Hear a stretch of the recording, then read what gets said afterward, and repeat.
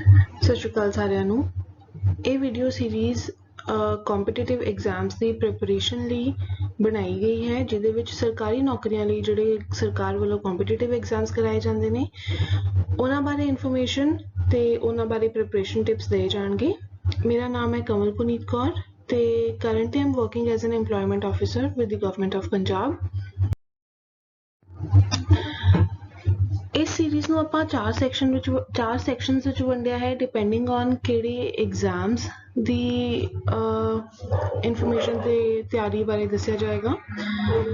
First part ਵਿੱਚ ਅਸੀਂ ਗੱਲ ਕਰਾਂਗੇ SSC CGL ਬਾਰੇ ਤੇ ਬਾਕੀ 3 ਪਾਰਟਸ ਵਿੱਚ ਅਸੀਂ ਗੱਲ ਕਰਾਂਗੇ ਬੈਂਕ ਐਗਜ਼ਾਮਸ ਬਾਰੇ, ਜਿਵੇਂ ਕਿ bank PO, clerical, RBI grade B, regional rural banks, cooperative banks ਤੇ ਐਗਜ਼ਾਮਸ ਕੰਡਕਟਡ ਬਾਈ PPSC, ਜਿਵੇਂ ਕਿ ਪੰਜਾਬ ਸਿਵਲ ਸਰਵਿਸਿਜ਼ ਜਾਂ ਕੋਆਪਰੇਟਿਵ ਇੰਸਪੈਕਟਰਸ, ਤੇ ਐਗਜ਼ਾਮਸ ਕੰਡਕਟਡ ਬਾਈ UPSC, ਜਿਵੇਂ ਕਿ ਸਿਵਲ ਸਰਵਿਸਿਜ਼ ਐਗਜ਼ਾਮ ਜਾਂ CAPF। ਇਹਨਾਂ ਦੀ ਗੱਲ ਬਾਕੀ ਦੇ ਪਾਰਟਸ ਵਿੱਚ ਕੀਤੀ ਜਾਏ। So this is part 1, which is about the preparation tips and information about SSC CGL.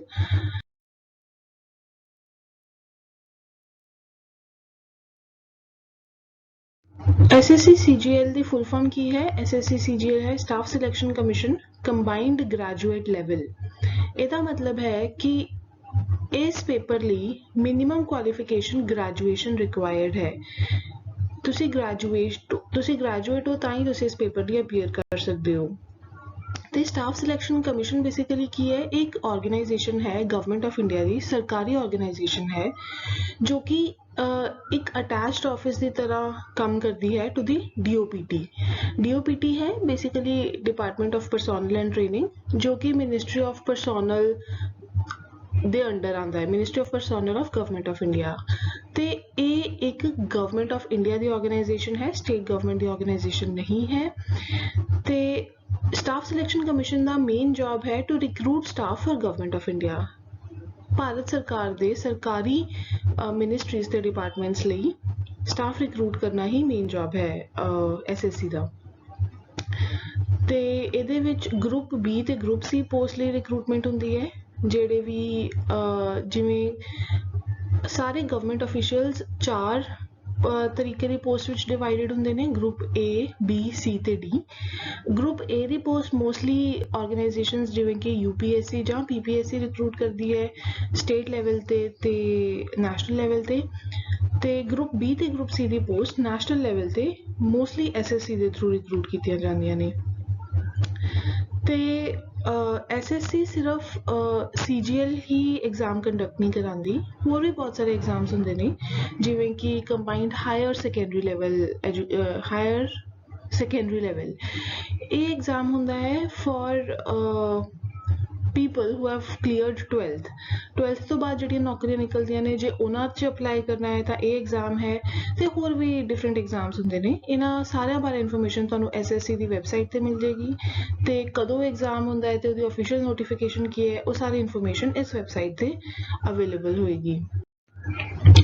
ਹੁਣ ਅਸੀਂ ਗੱਲ ਕਰੀਏ SSC CGL ਦੇ ਥਰੂ ਕਿਹੜੀ ਪੋਸਟ ਨੇ ਜਿਨ੍ਹਾਂ ਤੇ ਆਪਾਂ ਅਪਲਾਈ ਕਰ ਸਕਦੇ ਹਾਂ। ਸਭ ਤੋਂ ਪਹਿਲਾਂ ਤਾਂ ਅਸੀਂ ਇਹਨਾਂ 2 ਇੰਪੋਰਟੈਂਟ ਪੋਸਟ ਦੀ ਗੱਲ ਕਰਾਂਗੇ। ਇਹ ਹੈ ਅਸਿਸਟੈਂਟ ਆਡਿਟ ਆਫਿਸਰ ਤੇ ਅਸਿਸਟੈਂਟ ਅਕਾਊਂਟਸ ਆਫਿਸਰ। ਇਹ ਦੋਨੋਂ ਪੋਸਟ ਡਿਪਾਰਟਮੈਂਟ ਆਡਿਟ ਡਿਪਾਰਟਮੈਂਟ ਜਾਂਦੀਆਂ ਨੇ CAG ਦੇ ਅੰਡਰ। CAG ਇੱਕ ਕੌਂਸਟੀਟਿਊਸ਼ਨਲ ਬਾਡੀ ਹੈ, ਕੌਂਸਟੀਟਿਊਸ਼ਨ ਦੇ ਥਰੂ ਇਸਟੈਬਲਿਸ਼ਡ ਹੈ, ਤੇ ਉਹਦੇ ਅੰਦਰ ਡਿਪਾਰਟਮੈਂਟ ਆਉਂਦਾ ਹੈ ਇੰਡੀਅਨ ਆਡਿਟ ਤੇ ਅਕਾਊਂਟਸ ਡਿਪਾਰਟਮੈਂਟ। ਉਹਦੇ ਵਿੱਚ ਇਹ ਅਸਿਸਟੈਂਟ ਆਡਿਟ ਆਫਿਸਰ ਦੀ ਪੋਸਟ ਹੁੰਦੀ ਹੈ। ਸਿਰਫ ਇਹ 2 ਪੋਸਟ ਨੇ ਜਿਹੜੀਆਂ SSC ਦੇ ਥਰੂ ਰਿਕਰੂਟ ਹੁੰਦੀਆਂ ਨੇ, ਜਿਹਦੇ ਵਿੱਚ ਜੋ ਕਿ ਗੈਜ਼ਟਡ ਪੋਸਟ ਨੇ। ਗਰੁੱਪ B ਨੇ ਪਰ ਗੈਜ਼ਟਡ ਨੇ। ਗੈਜ਼ਟਡ ਪੋਸਟ ਕਿਹੜੀਆਂ ਹੁੰਦੀਆਂ ਨੇ? ਜਿਹੜੇ ਕਿ ਗਜ਼ਟ ਆਫ ਇੰਡੀਆ ਵਿੱਚ ਪਬਲਿਸ਼ਡ ਹੁੰਦੀਆਂ ਨੇ, ਮਤਲਬ gazetted post non gazetted post ਤੋਂ ਵਧੀਆ ਮੰਨੀਆਂ ਜਾਂਦੀਆਂ ਨੇ। ਤੇ ਇਹਨਾਂ ਨੂੰ ਅਪਲਾਈ ਕਰਨ ਲਈ ਏਜ ਲਿਮਿਟ 30 years ਹੈ ਕਿ you should be maximum 30 years of age, ਮਤਲਬ 30 years ਤੋਂ ਜ਼ਿਆਦਾ ਤੁਹਾਡੀ ਏਜ ਨਹੀਂ ਹੋਣੀ ਚਾਹੀਦੀ ਜੇ ਤੁਸੀਂ ਇਹਨਾਂ ਪੋਸਟ ਲਈ ਅਪਲਾਈ ਕਰਨਾ ਹੈ।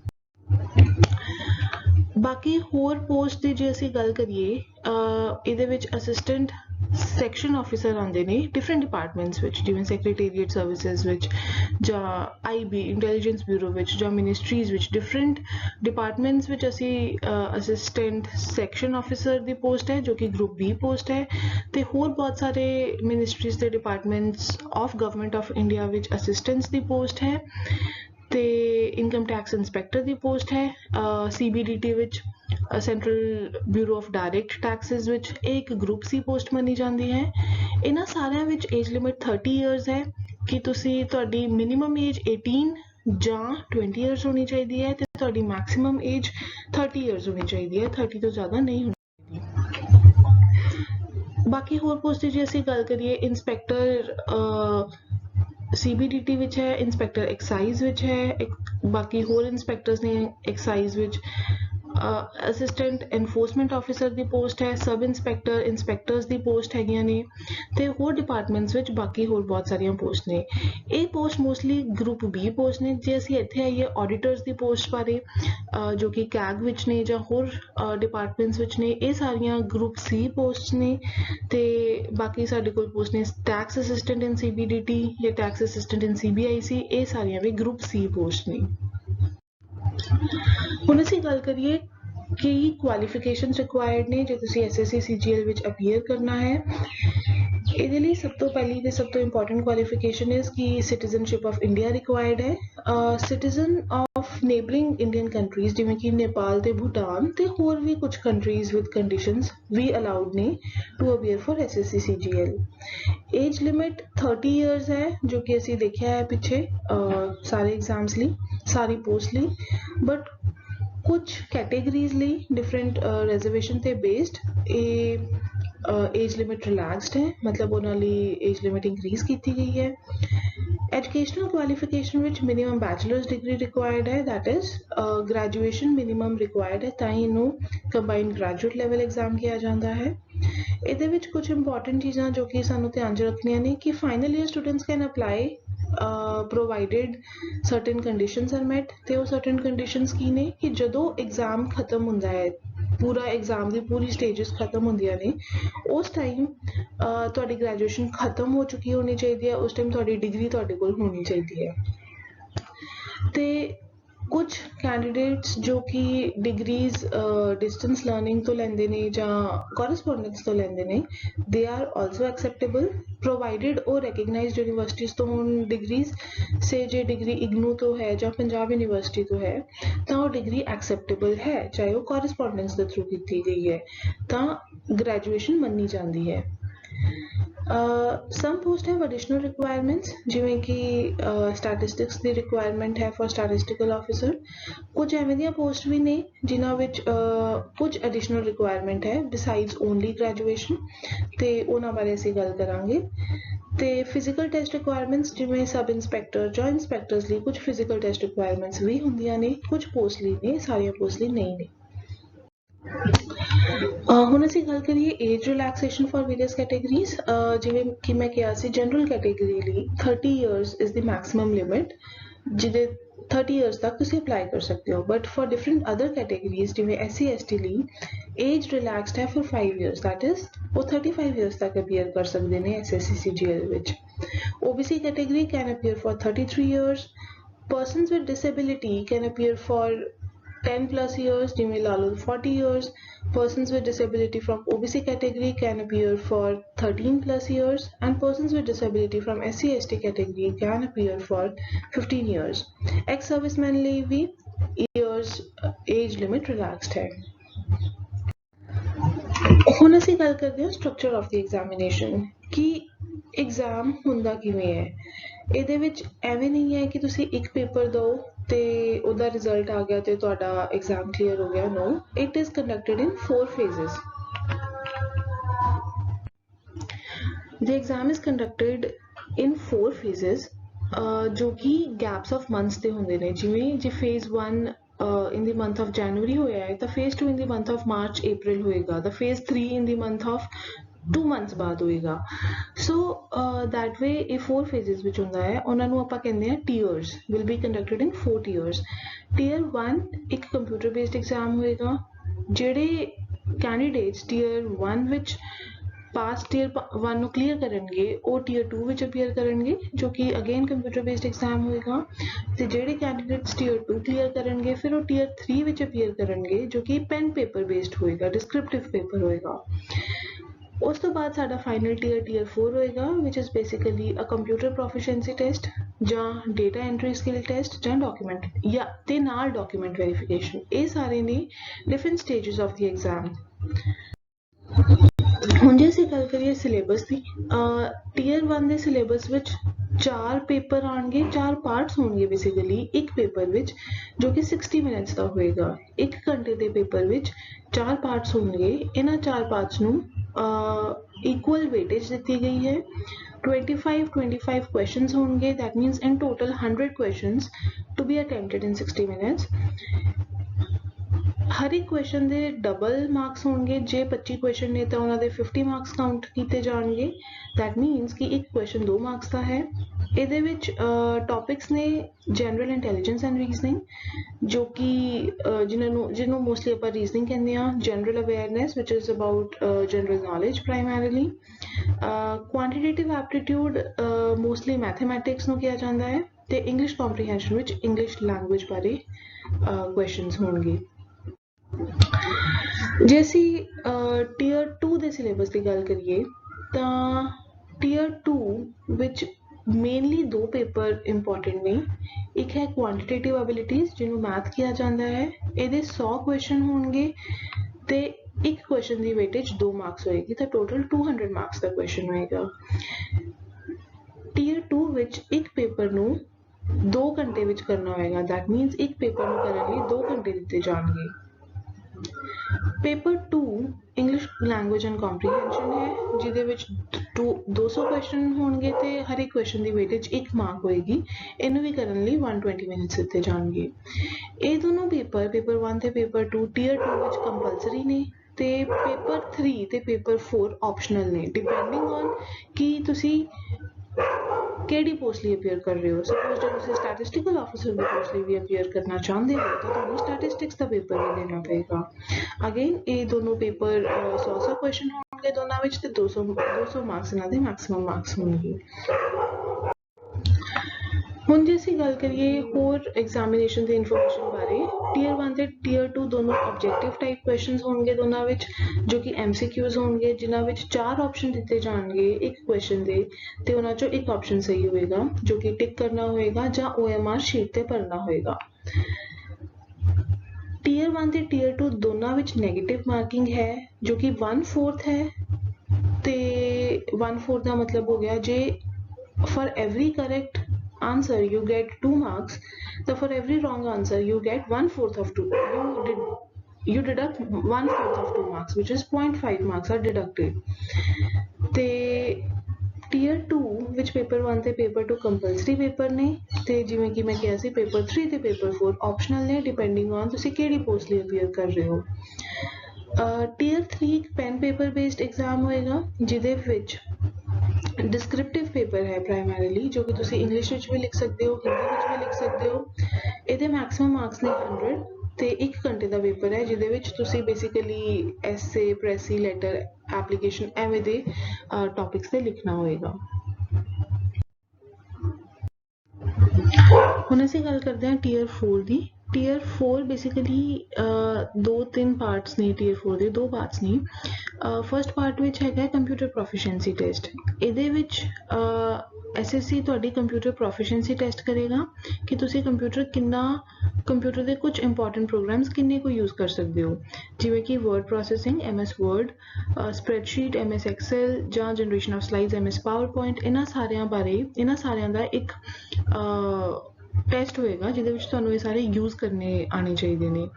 CPT ਕੁਆਲੀਫਾਈਂਗ ਨੇਚਰ ਦਾ ਹੁੰਦਾ ਹੈ। ਇਹਦੇ ਵਿੱਚ ਕੋਈ ਮਾਰਕਸ ਨਹੀਂ ਲੱਗਦੇ ਤਾਂ ਇੱਕ ਤੁਹਾਨੂੰ ਬੇਸਿਕ ਨੌਲੇਜ ਹੋਣੀ ਚਾਹੀਦੀ ਹੈ ਇਹਨਾਂ ਸਾਰੇ ਪ੍ਰੋਗਰਾਮਸ ਨੂੰ ਯੂਜ਼ ਕਰਨ ਦੀ। ਦੂਜਾ ਪਾਰਟ ਹੈ ਡੈਸਟ ਵਿਚ is data entry skill test. ਇਹ ਬੇਸਿਕਲੀ ਸਾਰੀਆਂ ਪੋਸਟ ਲਈ ਨਹੀਂ ਹੈ, ਇਹ ਕੁਝ ਪੋਸਟ ਲਈ ਹੈ ਜਿਵੇਂ ਕਿ ਟੈਕਸ ਅਸਿਸਟੈਂਟਸ ਇਨ ਐਕਸਾਈਜ਼ ਡਿਪਾਰਟਮੈਂਟ ਤੇ ਇਨ ਇਨਕਮ ਟੈਕਸ ਡਿਪਾਰਟਮੈਂਟ।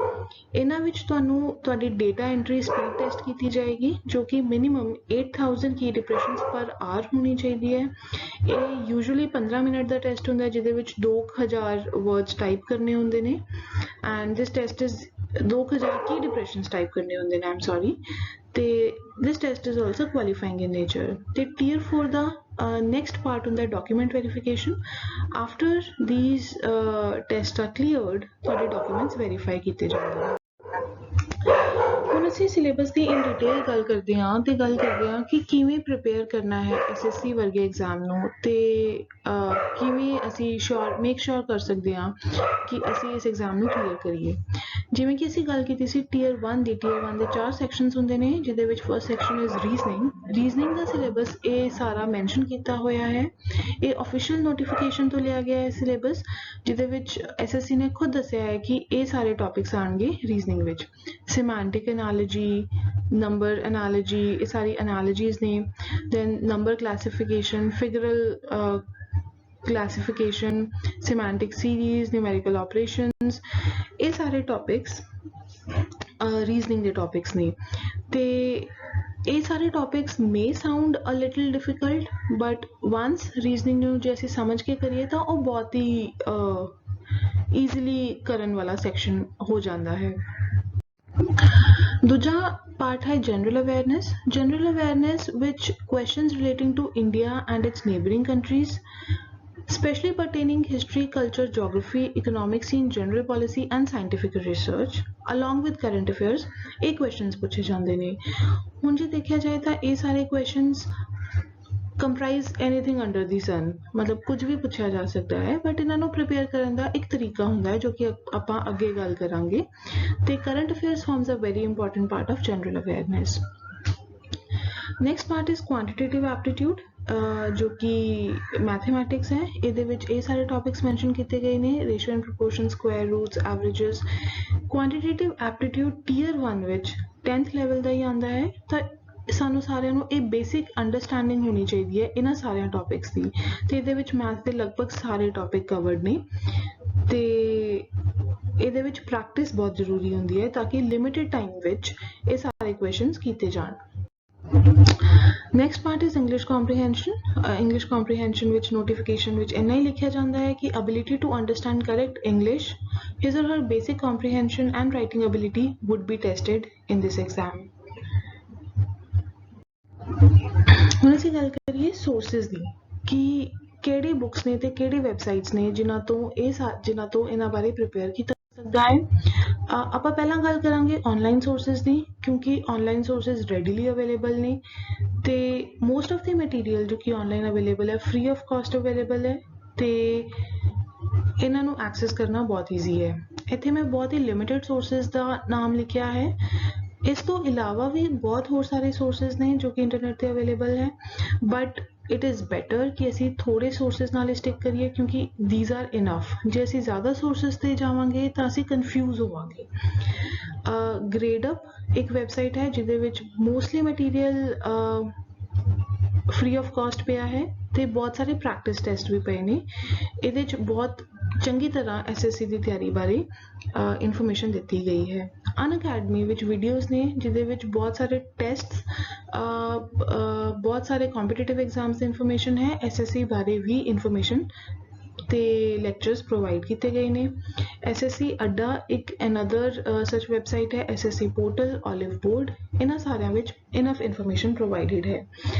ਹੁਣ ਕਿਉਂਕਿ ਇਨਫੋਰਮੇਸ਼ਨ ਬਹੁਤ ਰੈਡੀਲੀ ਅਵੇਲੇਬਲ ਹੈ ਤੇ ਸਾਰਿਆਂ ਕੋਲ ਹੈ, ਤਾਂ ਇਹਦਾ ਮਤਲਬ ਹੈ ਕਿ ਸਾਰੇ ਇਸ ਇਨਫੋਰਮੇਸ਼ਨ ਨੂੰ, ਸਾਰੇ ਕੈਂਡੀਡੇਟਸ ਇਸ ਇਨਫੋਰਮੇਸ਼ਨ ਨੂੰ ਈਜ਼ੀਲੀ ਐਕਸੈਸ ਕਰ ਸਕਦੇ ਨੇ। ਤਾਂ ਇਹਦੇ ਵਿੱਚ ਕੰਪੀਟੀਸ਼ਨ ਦਾ ਟਫ ਹੋਣਾ ਬਣਦਾ ਹੈ, ਤਾਂ ਇਸ ਲਈ ਇਹ ਜ਼ਰੂਰੀ ਹੈ ਕਿ ਇਹਨਾਂ ਸਾਰੇ ਸੋਰਸਿਸ ਤੋਂ ਜੋ ਵੀ ਇਨਫੋਰਮੇਸ਼ਨ ਮਿਲਦੀ ਹੈ, ਜੋ ਵੀ ਮਟੀਰੀਅਲ ਮਿਲਦਾ ਹੈ, ਉਹਨੂੰ ਬਹੁਤ ਚੰਗੀ ਤਰ੍ਹਾਂ ਪ੍ਰਿਪੇਅਰ ਕੀਤਾ ਜਾਏ ਤਾਂ ਜੋ ਕੰਪੀਟੀਸ਼ਨ ਵਿੱਚ ਅੱਗੇ ਵਧੀਆ ਮਾਰਕਸ ਹਾਸਿਲ ਕੀਤੇ ਜਾ ਸਕਦੇ ਨੇ। ਹੁਣ ਅਸੀਂ ਗੱਲ ਕਰਦੇ ਹਾਂ ਆਫਲਾਈਨ ਸੋਰਸਿਸ ਦੀ। ਆਫਲਾਈਨ ਸੋਰਸਿਸ ਵਿੱਚ ਸਭ ਤੋਂ ਇੰਪੋਰਟੈਂਟ ਚੀਜ਼ ਹੈ ਰੈਗੂਲਰ ਰੀਡਿੰਗ ਆਫ ਨਿਊਜ਼ਪੇਪਰ। ਤੇ ਇਹ ਕਿਉਂ ਜ਼ਰੂਰੀ ਹੈ? ਕਿਉਂਕਿ ਸਾਨੂੰ ਕਰੰਟ ਅਫੇਅਰਸ ਦੀ ਪ੍ਰੈਪਰੇਸ਼ਨ ਕਰਨੀ ਹੈ। ਕਰੰਟ ਅਫੇਅਰਸ ਜੋ ਕਿ ਜਨਰਲ ਅਵੇਅਰਨੈਸ ਦਾ ਪਾਰਟ ਹੈ, ਤੇ ਕਰੰਟ ਅਫੇਅਰਸ ਦੇ ਨਾਲ ਨਾਲ ਇੰਗਲਿਸ਼ ਵੀ ਵਧੀਆ ਪ੍ਰਿਪੇਅਰ ਹੋ ਜਾਂਦੀ ਹੈ ਜੇ ਤੁਸੀਂ ਕੋਈ ਵਧੀਆ ਨਿਊਜ਼ਪੇਪਰ ਪੜ੍ਹਦੇ ਹੋ। ਆਈ ਵੁੱਡ ਰეკਮੈਂਡ ਜੇ ਤੁਸੀਂ ਦ ਹਿੰਦੂ ਪੜ੍ਹ ਸਕੋ ਤਾਂ ਬਹੁਤ ਹੀ ਵਧੀਆ ਹੈ, ਜੇ ਨਹੀਂ ਦ ਹਿੰਦੂ ਤਾਂ ਤੁਸੀਂ ਇੰਡੀਅਨ ਐਕਸਪ੍ਰੈਸ ਜਾਂ ਟਾਈਮਸ ਆਫ ਇੰਡੀਆ ਤੋਂ ਸਟਾਰਟ ਕਰ ਸਕਦੇ ਹੋ newspaper reading. Second is a very important book which is Lucent। Lucent ਇੱਕ ਐਵੇਂ ਦੀ ਬੁੱਕ ਹੈ ਜੋ ਕਿ ਜੇ ਤੁਸੀਂ ਕਿਸੇ ਵੀ ਕੰਪੀਟੀਟਿਵ ਐਗਜ਼ਾਮ ਲਈ ਤਿਆਰੀ ਕਰਦੇ ਹੋ ਤਾਂ ਤੁਹਾਡੇ ਕੋਲ ਇਹ ਬੁੱਕ ਹੋਣੀ ਜ਼ਰੂਰੀ ਹੈ। ਇਹਦੇ ਵਿੱਚ ਜਨਰਲ ਨੌਲੇਜ ਬਾਰੇ ਸਭ ਕੁਝ ਸਾਰੇ ਇਨਫੋਰਮੇਸ਼ਨ ਹੈ, ਹਿਸਟਰੀ, ਜੋਗ੍ਰਾਫੀ, ਸਾਇੰਸ ਤੱਕ ਦੀ ਇਨਫੋਰਮੇਸ਼ਨ ਹੈ। ਇਹ ਜ਼ਰੂਰੀ ਨਹੀਂ ਹੈ ਕਿ ਬੁੱਕ ਨੂੰ ਪੂਰਾ ਕ੍ਰੈਮ ਕੀਤਾ ਜਾਏ, but for reference and for preparation of some topics ਜਿੱਦਾਂ ਮਟੀਰੀਅਲ ਤੁਹਾਨੂੰ ਆਨਲਾਈਨ ਨਹੀਂ ਮਿਲਦਾ ਜਾਂ ਕਿਸੇ ਹੋਰ ਬੁੱਕ 'ਚ ਨਹੀਂ ਮਿਲਦਾ, ਉਹ ਲੂਸੈਂਟ ਵਿੱਚ ਆਲਵੇਜ਼ ਅਵੇਲੇਬਲ ਹੁੰਦਾ ਹੈ। ਤਾਂ ਲੂਸੈਂਟ ਬੁੱਕ ਜਨਰਲ ਨੌਲੇਜ ਲਈ ਜ਼ਰੂਰ ਰੈਫਰ ਕਰਨੀ ਚਾਹੀਦੀ ਹੈ। ਬਾਕੀ ਕੁਆਂਟੀਟੇਟਿਵ ਐਪਟੀਟਿਊਡ ਤੇ ਰੀਜ਼ਨਿੰਗ ਲਈ RS ਅਗਰਵਾਲ ਦੀਆਂ 2 ਬੁੱਕਸ ਪਈਆਂ ਨੇ ਤੇ ਇਹਨਾਂ ਚੋਂ ਤੁਸੀਂ ਬੇਸਿਕਸ ਪੜ੍ਹ ਸਕਦੇ ਹੋ ਤੇ ਪ੍ਰੈਕਟਿਸ ਕਰ ਸਕਦੇ ਹੋ।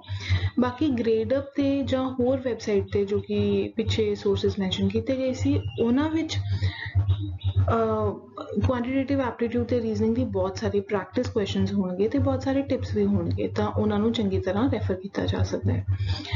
ਬਾਕੀ ਇਸ ਐਗਜ਼ਾਮ ਦੀ ਪ੍ਰਿਪਰੇਸ਼ਨ ਲਈ ਸਭ ਤੋਂ most important tip is practice and practice because there is limited time ਜਿਹਦੇ ਵਿੱਚ ਪੇਪਰ ਅਟੈਂਪਟ ਕਰਨੇ ਨੇ ਤੇ ਕੰਪੀਟੀਸ਼ਨ ਕੱਟ ਥਰੋਟ ਹੁੰਦਾ ਹੈ ਕਿਉਂਕਿ ਸਾਰਿਆਂ ਕੋਲ ਸੇਮ ਸੋਰਸਿਸ ਅਵੇਲੇਬਲ ਹੁੰਦੇ ਨੇ।